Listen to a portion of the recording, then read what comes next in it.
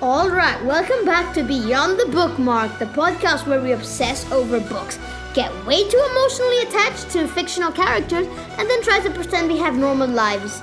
Spoiler alert, we don't. I'm Samuel Borge, writer, reader, and the guy who still hasn't emotionally recovered from Warhorse. And if you're new here, welcome. This is the place for people who finish the book and immediately need to talk about it like it's a world event. If that's you, congrats, you found your people. And today, we're diving into the Litego. If you've ever read a historical fiction book that made you cry into your pillow at 2 a.m., there's a solid chance he wrote it. So grab your bookmark because we're going to talk about the man, the myth, the heartbreaking machine, and why his books should be required reading for, everyone. Alright, let's start with the basics. Michael Morpurgo is basically Britain's unofficial storyteller.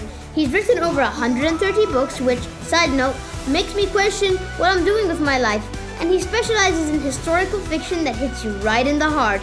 His stories are often about kids facing impossible situations. War, loss, survival, you name it, and somehow, even though his books are technically for young readers, they break you no matter how old you are. Like Warhorse? Yeah, that's supposed to be a kid's book. Meanwhile, I'm over here sobbing about a horse in World War I like it's my own personal tragedy.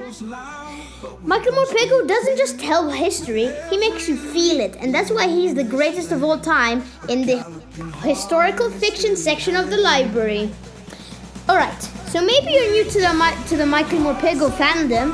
Maybe you've read one or two of his books but you don't know where to go next. Don't worry, I've got you.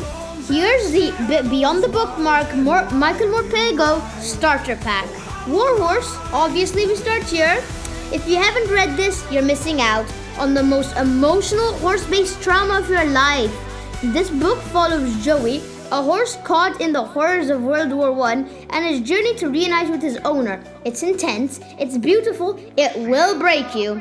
Number 2, Private Peaceful. If Warhorse emotionally destroys you, congratulations, here's round 2. This book follows Tomo Peaceful as he reflects on his life while waiting for dawn in the trenches of World War I. It's one of the most powerful anti-war books ever written. Number 3, Kensuke's Kingdom. A total shift in the setting, but still peak Michael Morpurgo. This is one of a boy who gets stranded on the island and meets this old Japanese soldier who's been living there since World War II.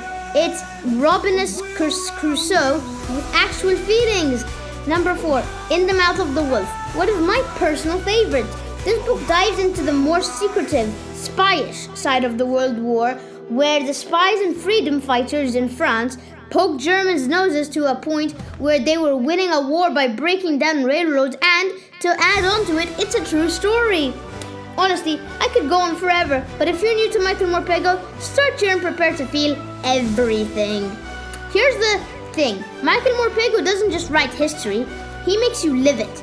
His books take real historical events and show them through the eyes of ordinary people. Kids, animals, people who don't get written into the history books. And that's what makes them hit so hard. Because history isn't just dates and battles. It's people, it's emotions.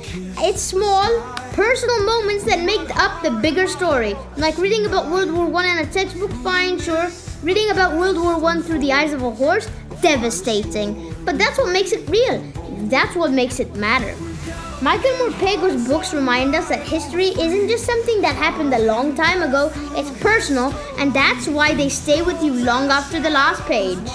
Alright, that's a wrap of today's episode, but if you haven't read any Michael Morpurgo books yet, first of all, how dare you? Second, it's time to fix that. Pick up Warhorse, Private Peaceful, Kensuke's Kingdom, any of them really. Just be prepared for an emotional destruction. And if you're already a Michael Morpurgo fan, hit me up with your favorite book. Let's argue about it respectfully. Next episode? It's gonna be a good one. Let's just say we're diving into another historical fiction classic. And yes, I have thoughts. Until then, keep your bookmarks close, your tissues closer, and maybe hug a horse, just in case. This is Beyond the Bookmark. I'm Samuel Borge, and I'll see you beyond the next chapter.